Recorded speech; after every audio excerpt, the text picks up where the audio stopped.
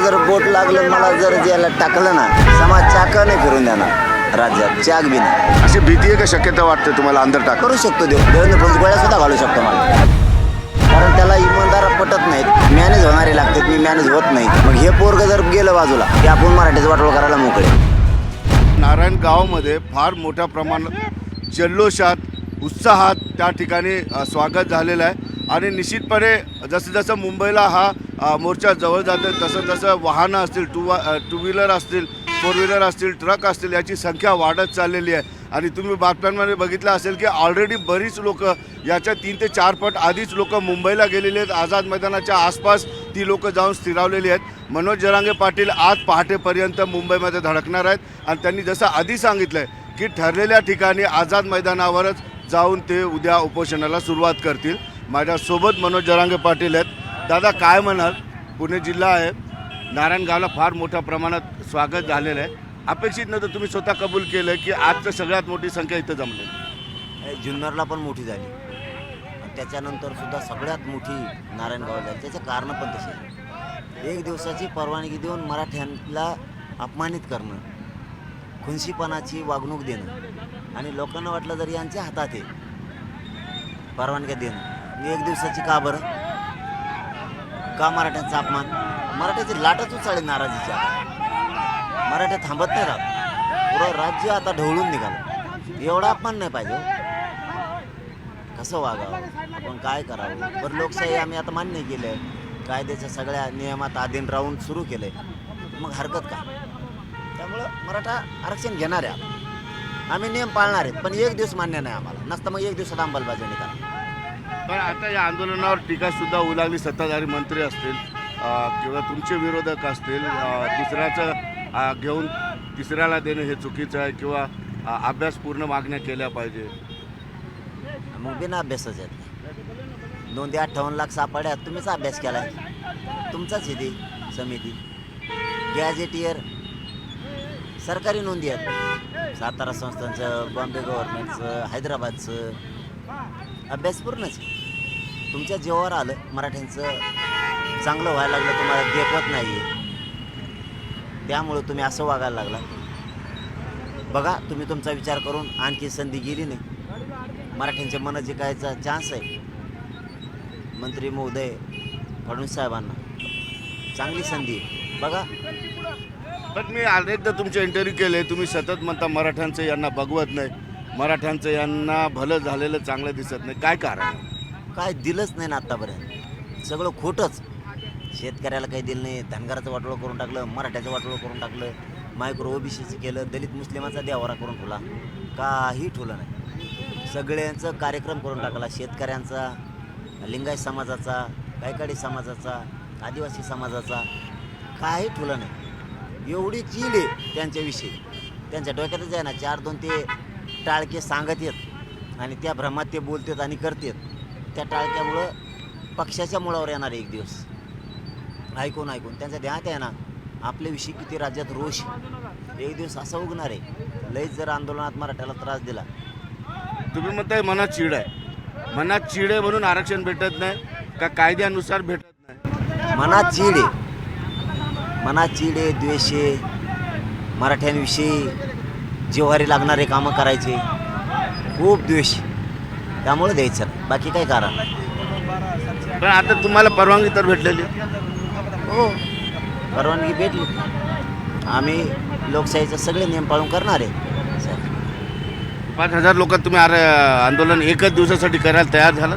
नाही, एक दिवस मान्य नाही आम्हाला एक दिवस मान्य नाही, कुठल्याच परिस्थितीत मान्य नाही. आम्ही काही करू तिथं लोकशाही मार्गाने करणार, आम्ही नियम पाळणार सगळे. माझ्या पोराला मी समजून सांगेन काय सांगायचं, हां, पण पोराला धपकायचं नाही, दादागिरी नाही करायची. 10-5 जास्त जमले तर मी बघल, मी पोराला समजून सांगेन, दुसऱ्या ग्राउंडवर जा. आपण पाटलांचं अनेक ठिकाणी जे आहे ऑक्शन करून महिला त्यांना आशीर्वाद देत आहेत आणि असं बऱ्याच ठिकाणी 1-2 किलोमीटरमध्ये बरेच असे समूह उभे राहतात आणि पाटलांचं ऑक्शन करतात, त्यांना पेढा भरवण्याचा प्रयत्न करतात आणि आम्ही तुमच्यासोबत आहोत याचं आश्वासनसुद्धा महिला असतील, तरुण असतील आणि वस्कर या ठिकाणी त्यांना देत असतात आणि मनोज जरांगे पाटलांचं ऑक्शन केल्यामुळे या महिलासुद्धा खूप खुश होतात आणि समाज मनोज जरांगेंपर्यंत पोहोचतो आहे. आंदोलनाला चांगला प्रतिसाद समाजातून मिळतो आहे. यामुळे मनोज जरांगे पाटीलसुद्धा अशा लोकांना टाळून पुढे जाण्याचा कधीच प्रयत्न करत नाहीत. 2-4 लोक जरी असले तरी ते थांबून त्यांच्याशी बोलतात, त्यांच्याशी सेकंड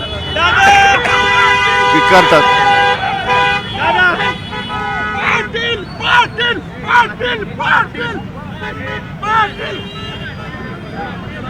पाटील साहेब, मी तुम्हाला एक प्रश्न असा विचारतो की तुम्ही सतत असे हात करत आहात, असे हात किंवा इकडून असा हात असतो काय? मी जास्त वेळ नाही करू शकत. हे तुम्ही कुठून करता? आंतरवाली सराठी जवळपास 40-45 तास झालं मी बघते तुमचे हात असेच आहे, दुखत नाहीत का? पुन्हा सुरू झालं मला. समाजाच्या लेकराच्या आनंदापुढं काय असतं? हेच जनता, हेच लेकरं सरकारचे सुद्धा आहेत. पण शारीरिक मर्यादाही असतात. काय नाही, शरीराला काय विचार करायचा आहे समाजाच्या सुखापेक्षा, समाधानापेक्षा? हे सरकारला कळत नाही. पण सकाळपासून 2-3 जखमा झाल्या तुमच्या हाताला. जाऊ दे, होऊ दे. खवळतो बी ते तरी बी लय प्रेम आहे आमचं एकमेकावर समाजाचं. लय मंदारे काम करतो जातीसाठी. सरकारला हेच कळणार. लय मोठा वर्ग आमचा चालला सरकारपासून, लय मोठा वर्ग. त्यांनी आणखीन शान व्हायला पाहिजे. मी विनंती करून सांगतोय, त्यांनी लय शान व्हायला पाहिजे. या समाजाचा सन्मान केला पाहिजे. आरक्षण जे नसता अवघड राजकीय करिअर उद्ध्वस्त होऊन जाईल. पण सत्ताधाऱ्यातून ज्या पद्धतीनं वक्तव्य येतात त्यांचा इरादा आपण समजू शकतो. नाही नाही, ते जाणून बुजून, इरादा जाणून बुजून.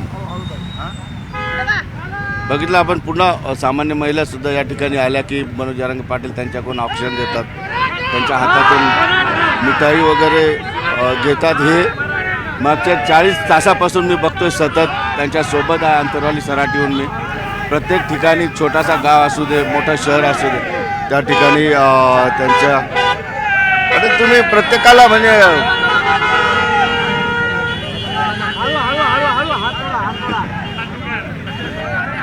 लोकांना टाळणं तुमच्या जीवावर येतं का? पुन्हा पुन्हा त्याच ठिकाणी लागलं. शेवटी लेकरू आहे मी त्यांचं, ते मायबाप आहेत आपले. डेटल ते आपले मायबाप आहेत. काय होतं लागलं? नाही, इन्फेक्शन तसं काय त्यांचा मुद्दाम उद्देश नाही आहे. समाजाचा सुद्धा उत्साह आहे, जोश आहे, धरून ओढतात, मात्र इन्फेक्शन होण्याची शक्यता असते. आयुष्य बर्बाद झाले, आयुष्य बर्बाद झाले. ती घावलंय मोठा आहे समाजावर, तो घावलंय मोठा आहे. ती घावलंय मोठा आहे, तो घावलंय मोठा आहे. पण आता तुम्ही म्हणताय अटी शर्ती पाळून मी उद्या बसणार, म्हणजे बरं अटी शर्ती कशा पाळणार? 5,000च्या कितीतरी पटीने समाज मराठा. ना तुम्ही दादागिरी करायची नाही, मी सांगतो समजून. माझा संयम ठेवा समाजाला. त्याला काय आझाद मैदानला गेलं तरी आरक्षण पाहिजे, आणि शेजारी कुठं मैदान दिलं तरी आरक्षण पाहिजे. मुंबईतच येत ना आपण. शांत राहायचं, शांत डोक्याने चालायचं. आपली जात मोठी होऊन द्यायची नाही यांना. हे माझ्या सगळ्या मराठा समाजाला आणि मुंबईत आलेल्या पोराला सांगणं आहे, शांत डोकं ठेवायचं. पोलीस जर म्हणले ना एवढेच माणसं इथं बसणार आहेत, बाकीचे तिकडं बसणार आहेत, तिकडं बसू. समाज ऐकेल मग अरे माझ्या समाजाला आरक्षण पाहिजे, त्यांना माझ्यावर विश्वास आहे ना. आपला एक पाय पठ्ठ्या तिथं बसलेला म्हणते, आपण आहेत ना. वळवळ केले की चालले, आणि आम्हाला सगळ्याला वळवळ केली की पुरा महाराष्ट्र इकडे येणार आहे. पण तुम्ही विश्वास दाखवता, संविधानाचा सन्मान राखून सांगता की पूर्ण नियम अटी मी पाळू, पण दुसऱ्या बाजूने सरकारला अगदी सौम्य शब्दात इशारा सुद्धा देता, इकडे जर काठी लागली आम्हाला तर राज्यात पेटेल. पेटेल नाही म्हणलं मी. म्हणजे आंदोलन होती लोकशाही. मग अहो तुम्हाला सांगतो, जर काठी लागली ना, त्यांनी बघूच नाही, मी जे बोललो ते खरं होत असतं.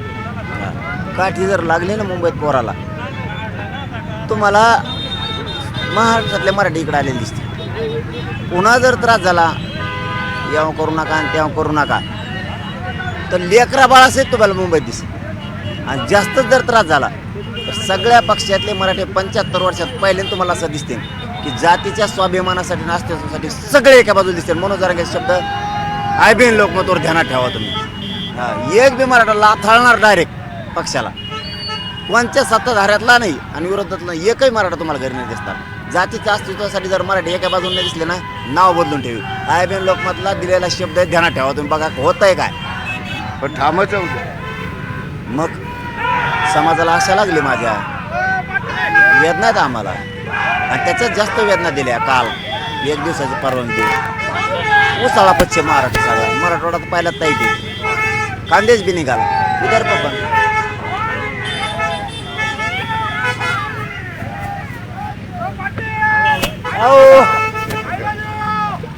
आय लव्ह यू टू म्हणा तुम्ही.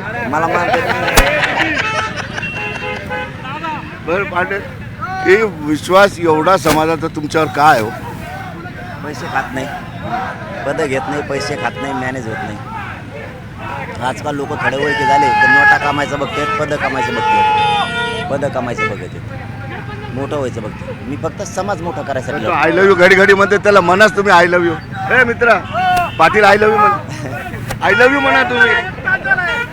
ते आय लव्ह यू. हा, मी बी म्हणलो तू म्हणला तेच काय करतो मग आता. तर समाजाचा विश्वास एवढा काय त्याचं तुम्ही उत्तर देता ही समाजावर सुद्धा तुमचं तेवढंच मग सोपं आहे होय. आजकाल सगळं देऊन येत नाहीत. हो, ग्रामपंचायत सदस्य करायचं म्हणलं तरी अख्ख्या गावाचा फेस पडतो. इथं करोडात लोक येतात म्हणजे काय येडे का काय आहे मागं. ते मी काल पुढं बी काल आपण जवळपास 25 ते 30 तास आपण प्रवास केला. लोक रात्रभर जागे होते. मी सहसा म्हणजे तुमचं मोठेपण हे करायचा विषय नाही. मला बोट लागलं. रात्रभर जागत बसले लोक पहाटे 6 वाजेपर्यंत. हो, भर पावसात भर पावसात मुसळधार ते बी. तुम्हाला सांगतो मी, मला जर बोट लागलं, मला जर याला टाकलं ना, समाज चाक नाही फिरून देणार राज्यात, चाक बी नाही. तुम्हाला वाटतं असं होऊ शकतं? देवेंद्र फडणवीस गोळ्या सुद्धा घालू शकतो मला, कारण त्याला इमानदार पटत नाहीत, मॅनेज होणारे लागतात. मी मॅनेज होत नाही. मग हे पोरग जर गेलं बाजूला की आपण मराठीचं वाटोळ करायला मोकळे. आणि मराठ्यानं ठरलं पोराला बी दुःख लागून द्यायचं नाही आता, मनोज जरांगेला बी, आणि आरक्षण पण घ्यायचं. बघू. अशी भीती आहे का शक्यता वाटते तुम्हाला अंदर टाक? करू शकतो देव, गोळ्या घालू शकतो. आम्ही गोळ्या घ्यायला तयार. ते म्हणलंच नाही त्या दिवशी निपात करणार म्हणून. कापणार का काय मराठी? कापणार. पोलिस बघून घेते. याला काय म्हणते, याला काय म्हणते? पण कायदा सुव्यवस्था बघणं पोलिसांचं काम आहे. त्या दृष्टिकोनातून बोलले त्या भावनेतून तुम्हाला बोलणार नाही. खुंचीपणाने मराठ्यांना ताजात बाण आणायची. बघितलं आपण इंटरव्ह्यू सुरू केला तसं 3 ते 4 ठिकाणी छोट्या छोट्या ग्रुपनी पाटलाचा जो आहे सत्कार करणे आहे, त्यांना शाल श्रीफळ देऊन त्यांचा उत्साह वाढवण्याचा प्रयत्न केले जातात. आणि पाटीलसुद्धा तेवढा प्रतिसाद त्यांना देत असतात. सामान्यातले सामान्य व्यक्ती असू द्या, श्रीमंत असू द्या, ते सगळ्यांना या ठिकाणी जे आहेत भेटण्याचा प्रयत्न करतात. कमीत कमी हात तरी निश्चितपणे त्याच्याकडे बघून दाखवतात. तुम्हाला अशी शक्यता वाटते मध्ये टाकायची का भीती वाटते? इथं नाही वाटत. भीती असते घरी झोपलं असतं. भेट नाही मला काय व्हायचं. असं मरण येणं नशीब लागतं. मैदानातला क्षेत्रियाचा धर्मच ते अनुकूल कशाला म्हणते. भेट नसतात मरायला. मारू दे ना, घालू द्या गोळ्या, घालू द्या गोळ्या. मी तयार आहे ना.